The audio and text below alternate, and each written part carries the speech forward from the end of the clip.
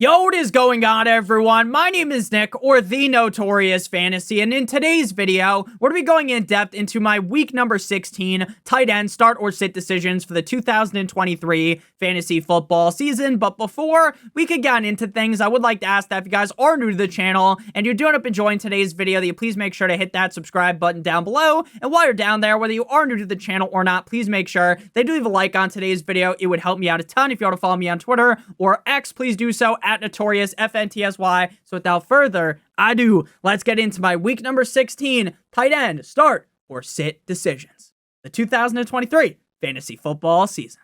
We begin with Thursday Night Football, the New Orleans Saints at the Los Angeles Rams. Now, when it comes to starting Taysom Hill, it is essentially like shooting a basketball from beyond half court, right? Sometimes it's going to go in, it's going to be a swish, nothing but net, but a lot of the times it's going to be a swing and a miss. With that said, the upside that Taysom Hill possesses to potentially win you your week on his own, the upside is too high for me to list him as a sit. Now, I fully understand that he is as risky as it gets, and I'm not going to sit here and pretend like starting Taysom Hill is like wrapping a team in a condom, right? He is far from safe, but I think the upside of him potentially smacking 15 plus points in any given game puts him in the fringe start range. Again, I get that it is very, very risky, but if you are willing to take that risk, the upside can be incredibly fruitful. Then we got Juwan Johnson for the Saints. Now, Johnson did have a good game last week, right, as a top 12 tight end. But the thing is, I get he scored a touchdown, but he did it on one of his two targets. His target share is incredibly low in this offense with Chris Olave now healthy. I don't really expect him to pop off once again this week. And again, there is a lot of luck that happens in the NFL, right? Scoring a touchdown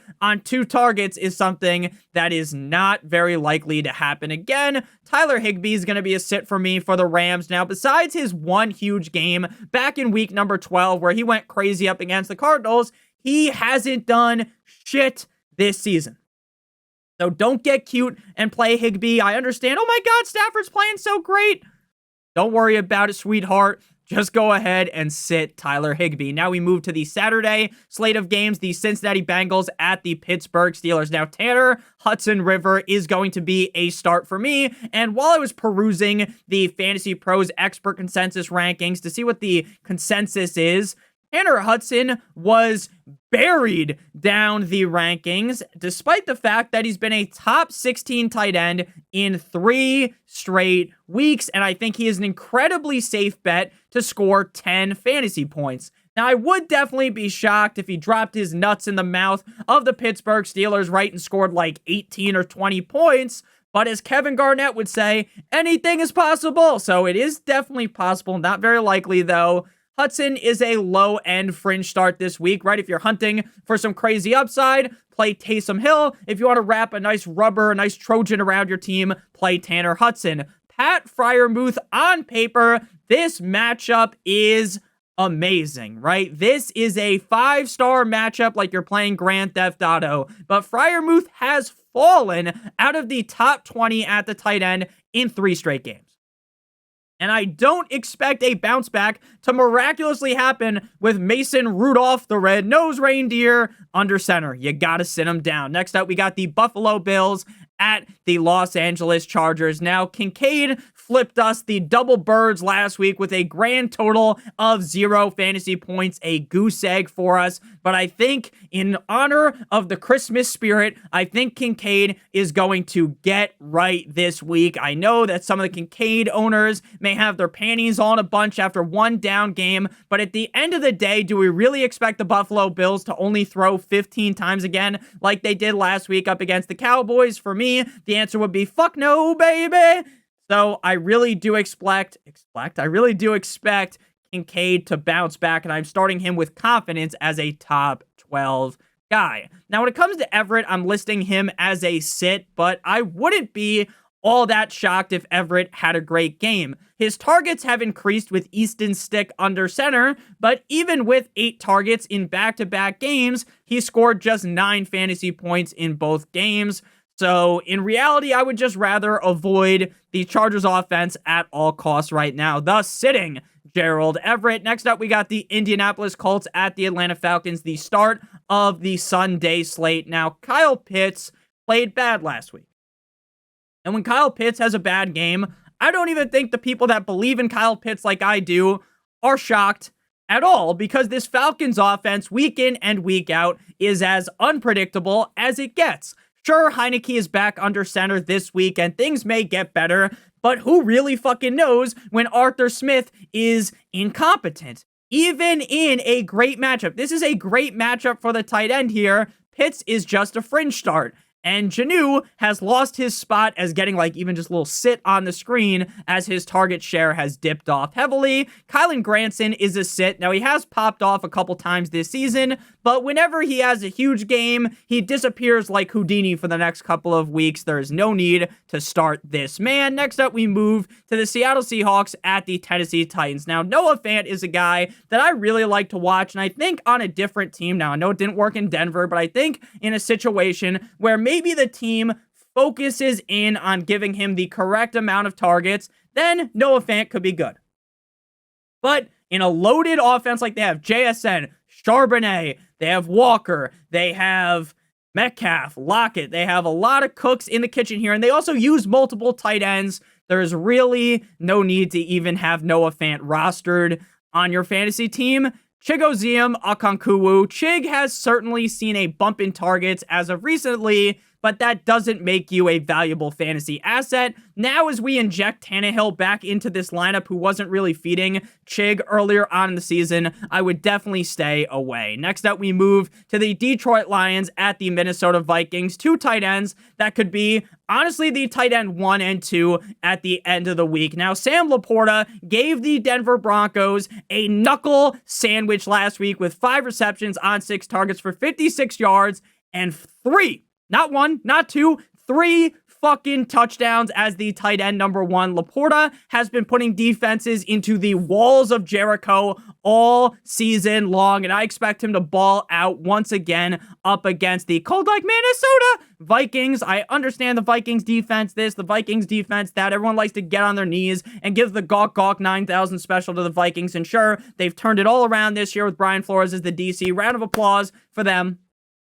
But at the end of the day, I don't think they're going to be able to contain the beast, Sam Laporta, and he will be a top 5 tight end in my rankings this week. Now, TJ Hawkinson had a solid game last week up against the Bengals in Cincy. Nothing to write home about, but nothing too bad, right? 6 receptions on 7 targets for 63 yards.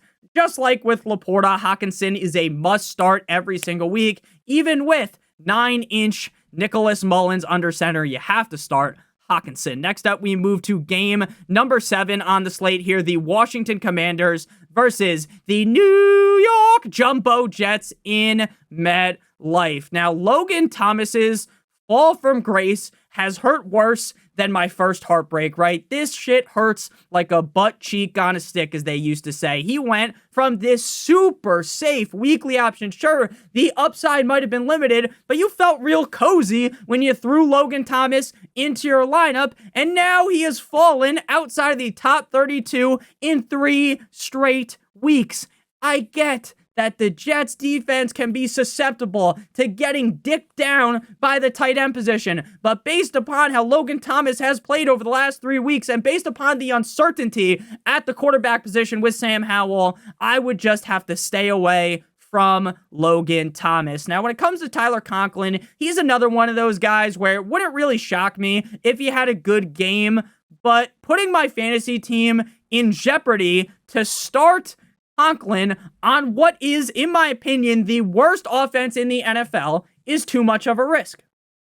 It's not even a guarantee that Zach Wilson plays, that if it's Trevor Siemian, things can get even worse. He hasn't been a top 12 tight end since week 10, and with the worries at the quarterback position, with the offensive line being brittle, there's no need to play Tyler Conklin. Next up, we move to the Green Bay Packers at the Carolina Panthers. If you guys have enjoyed thus far, make sure you hit that subscribe button down below, and whether you are new to the channel or not, make sure you leave a like on today's video as well. Now, for the Panthers, they got Tommy Make That Ass Tremble, and Tommy Tremble is a 2 to 3 target tight end on an offense that might actually bore you to death. Like, you might be better off just painting your wall next to your TV before the game. And instead of watching the football game, if you just have the Panthers versus Packers, you might as well, when the Panthers have the ball, just stare at the wall, watch the paint dry. It's really that bad.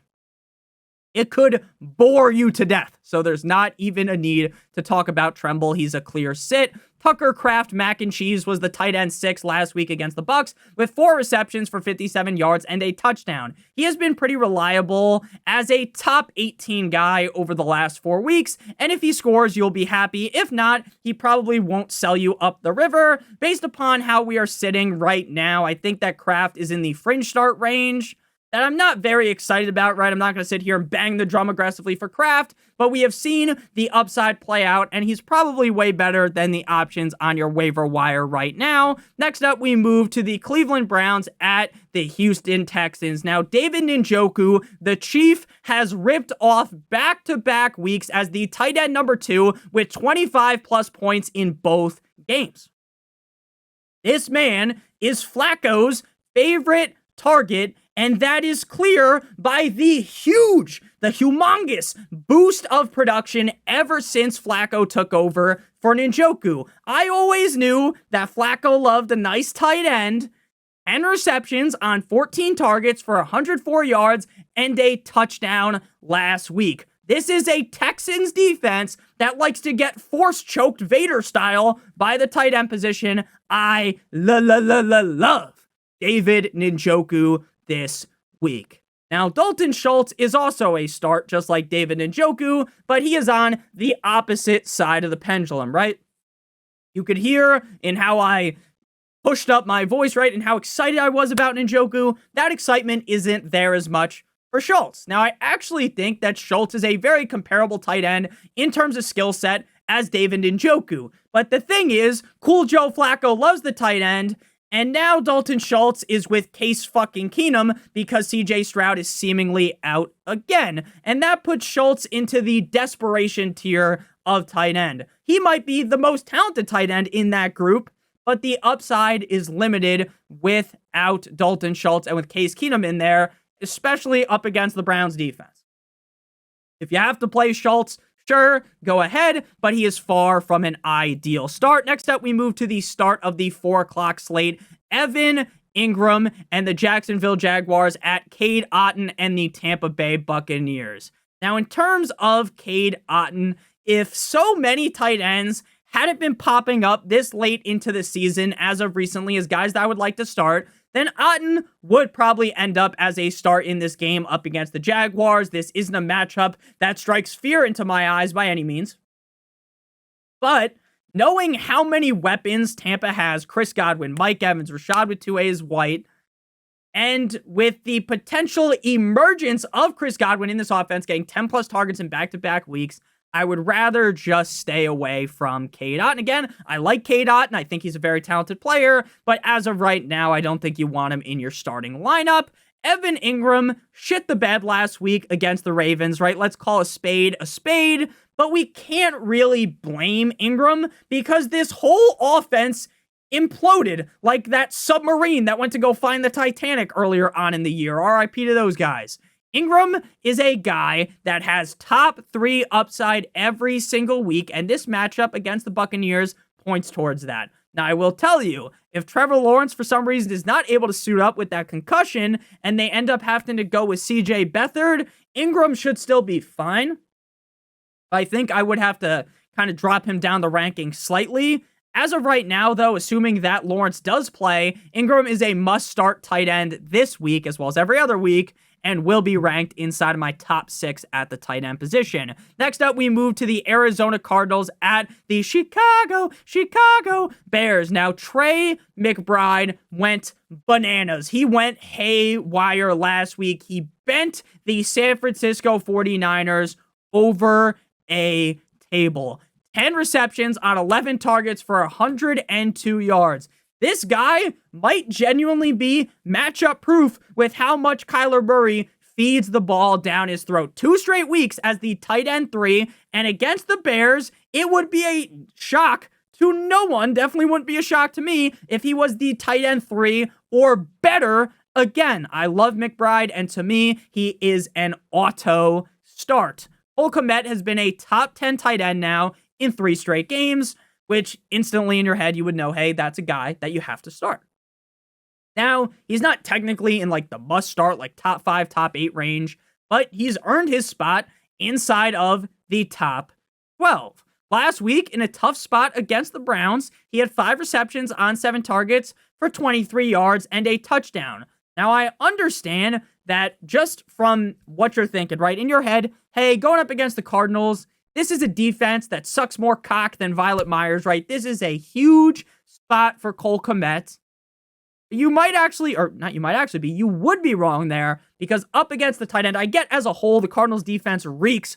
You could sniff them through the screen, but against the tight end, they're actually halfway decent. Regardless of the matchup, though, Kmet is a top 12 tight end in my rankings. Justin Fields loves feeding him and wiki DJ Moore. Next up, we move to the Dallas Cowboys at my Miami Dolphins. But before we break down this game at the tight end position, as well as the rest of the games, I would like to give you guys a quick word for our friends and our sponsor over at Underdog Fantasy. Underdog Fantasy is the best place to play NFL Pick'em in the whole entire universe, and today Underdog Fantasy has a great offer for you guys. But first, before we get on into the offer, I do want to explain how the NFL Pick'em game works. So you have to pick a minimum of 2 players from at least 2 different teams. So we're going to be talking about Thursday Night Football, the Saints at the LA Rams. We're going to go with higher on the rushing yards for Alvin Kamara, higher than 49.5 rushing yards. And then we're going to go to the Rams and click on the other running back, Kyren Williams, higher than 88.5 rushing yards. If both of these hit, we'll get 3 times our entry fee. Now, if we do 3 picks and they all hit, it's 6 times.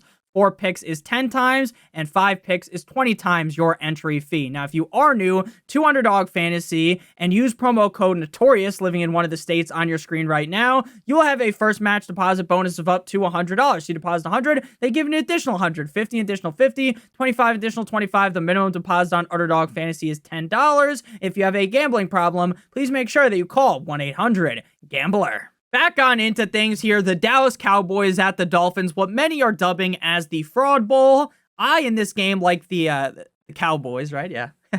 Funny. I like the Dolphins, obviously, in this game, but it'll be close, right? I don't think this can be a blowout by either team.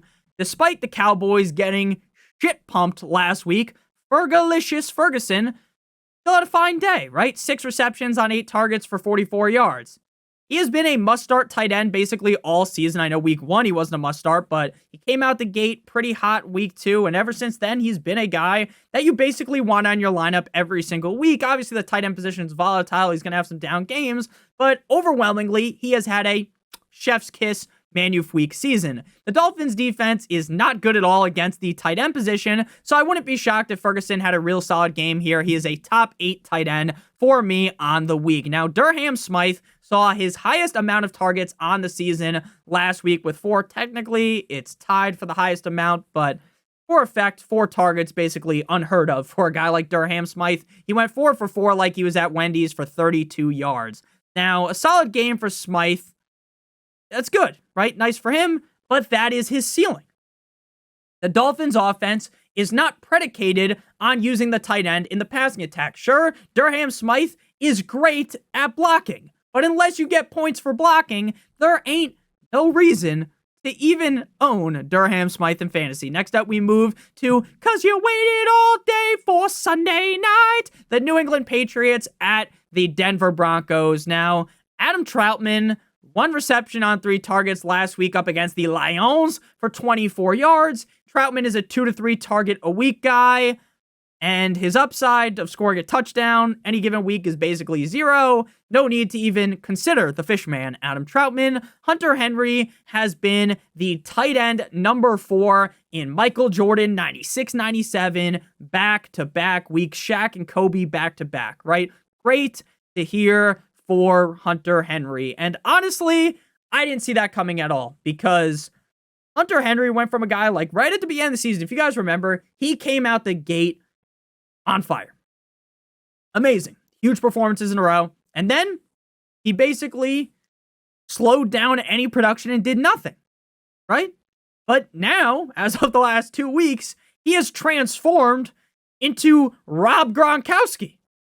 Right? It's really that crazy to see. And he's been getting a lot more targets. You could even say he turned into Aaron Hernandez the way he's killing these defenses.